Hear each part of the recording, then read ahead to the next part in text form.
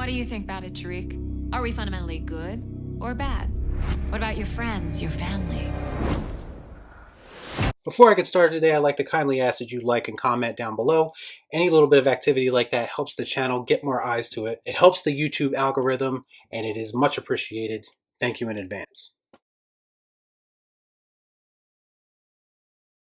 I'm going to be honest, I kind of forgot about Power because I'm so disconnected from it. The first thoughts to jump into my mind when I heard it was coming back was that, will this incompetent writing team somehow turn things around in the second half? What an idiot! Oh, what a loser!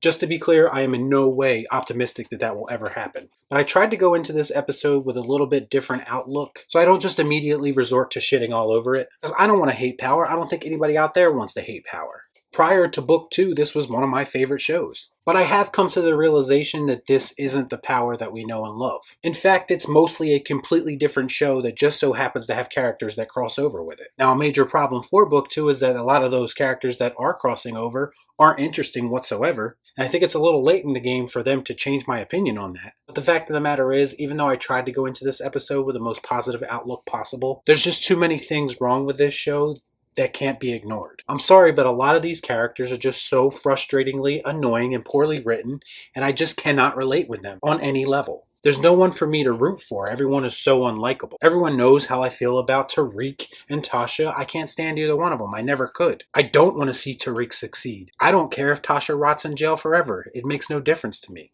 And then you have the newer characters, like the Mary J. Blige character. On top of the acting abilities being suspect from Mary J. Blige, her character has actually found a way to be more unlikable than the two people I just mentioned. Mary J. Blige's character seems like one of those chicks that think they're winning an argument just because they raise their voice. Like, I'm sorry, that's just not appealing to me, nor do I find her threatening in any way.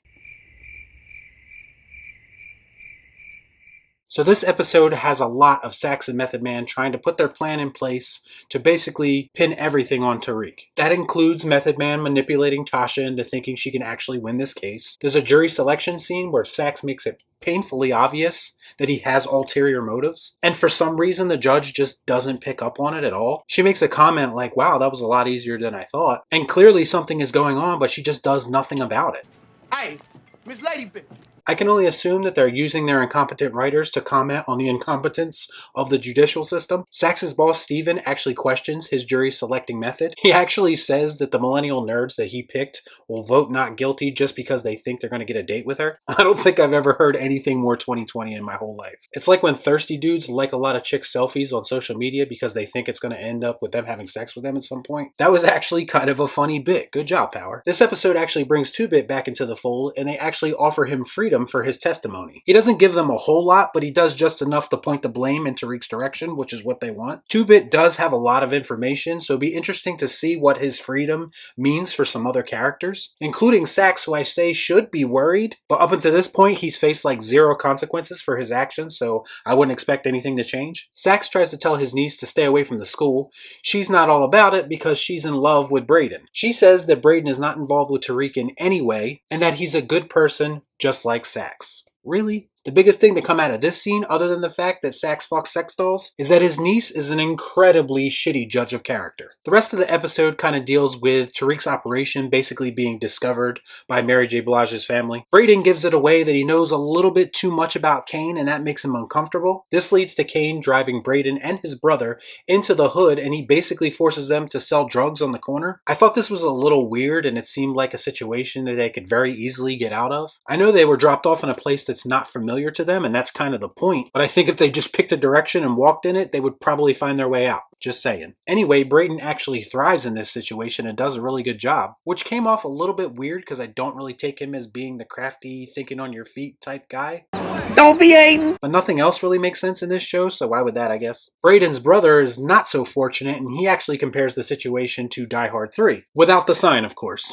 Dial 911. Tell the police to get up here quick. Somebody's about to get killed. I guess this is supposed to be the representation of how these two characters, the two brothers, see this world, they react and adapt to it in very different ways, and I guess that's what they were trying to show. This stunt by Kane, however, attracts the wrong kind of attention and gets him in a little bit of trouble. We all know Kane is kind of a fly by the seat of his pants type guy. A loose cannon, I guess you could say. But eventually he and Mary have words and it becomes pretty heated and he actually ends up knocking her down. It was a bit overdramatic for my taste, but I guess I kind of understand why they did it. This, of course, doesn't go over well with his pops in jail, and when he goes to visit him, on his way out, he's jumped by some corrections officers, which I found to be pretty strange. I understand there's a lot of corruption in this city, but to jump a civilian in the middle of a jail seems pretty ballsy and outside the realms of rational thinking. It's clear that Kane is not a fan of the way things are running, so it'll be interesting to see how he responds to this. And given his nature, I'm sure it will not be a positive response. Can I just say Mary J's whole approach to parenting makes her pretty unlikable as well? Like, it's supposed to be portrayed as tough love,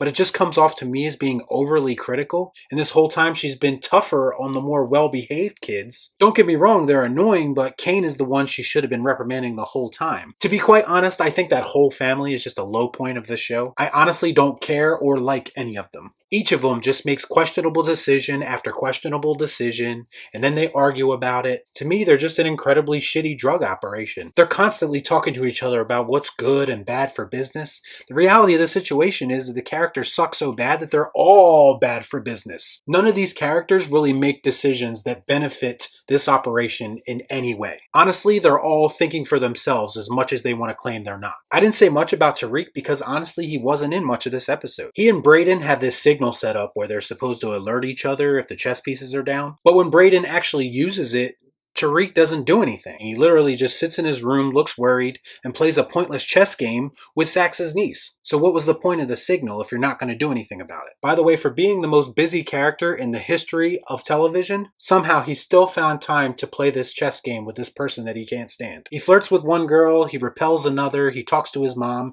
It's the same shit every week with Tariq. And can we please stop with the classroom discussions? I think this show thinks that it's smarter than it actually is. Like, it's constantly trying to give commentary on the world and the people that are in it. The message always comes off so forced and out of place. Like, as a show, that's not what you are, so stop trying to be that. I'm not really sure what they're trying to accomplish with that. I guess this episode wasn't completely terrible, but there's really nothing in it that was memorable to me either. Less Tariq is always a good thing, but the problem is, as I mentioned before, all of the characters suck, so it really doesn't make a difference. I also want to say that the plot gets kind of convoluted sometimes, with people constantly trying to backstab each other. What I mean is it makes the show feel like a mess. I don't know where we go from here, but Power is back, and I could care less. I still have high hopes for Power Book 3 when that comes out. From what I understand, 50 Cent is much more involved in that, because I think his lack of involvement in Book 2 is very apparent. That makes sense. So let me know what you thought about all this in the comments down below. Did you enjoy this episode? Did you hate it? Like, comment, share, subscribe to the channel, hit that bell for notifications, and I'll see you next time right here on Real Shift. As always, thanks for watching. Peace out.